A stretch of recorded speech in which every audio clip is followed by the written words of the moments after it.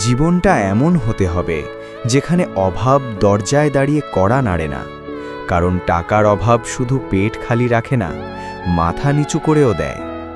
টাকা মানুষের জীবনে স্বাচ্ছন্দ্যের এক মাধ্যম। এটা থাকলে কথা বলার ভঙ্গি বদলায়, না থাকলে মানুষ বদলে যায়। টাকা না থাকলে জীবনের কোনো মূল্য থাকে না। বাবা সন্তানের চোখে ছোট হয়ে যায়, স্ত্রী স্বামীর ওপর ভরসা হারায়, অসুস্থ বাবা ঘরে পড়ে থাকে চিকিৎসার অভাবে, আর চারপাশের মানুষ সহানুভূতির আড়ালে অবহেলা লুকিয়ে রাখে।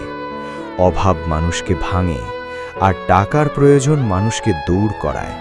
কিন্তু এই দৌড় যেন এমন না হয় যেখানে গন্তব্যে পৌঁছে দেখি আমরা নিজেরাই হারিয়ে গেছি। টাকার অভাব দূর করতে গিয়ে জীবনটা যেন টাকার গোলাম না হয়ে যায়।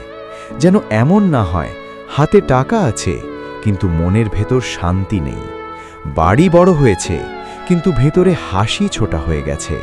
টাকা প্রয়োজন সম্মানের জন্য, চিকিৎসার জন্য, নিরাপদ ভবিষ্যতের জন্য, কিন্তু টাকা সব নয়।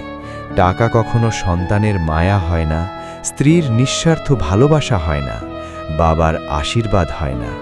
তাই জীবনটা এমন হোক যেখানে উপার্জন আছে কিন্তু মানবিকতাও আছে, সফলতা আছে কিন্তু অহংকার নেই, টাকা আছে কিন্তু টাকার দাসত্ব নেই। কারণ শেষ পর্যন্ত মানুষের পরিচয় তার টাকায় নয়, তার চরিত্রে।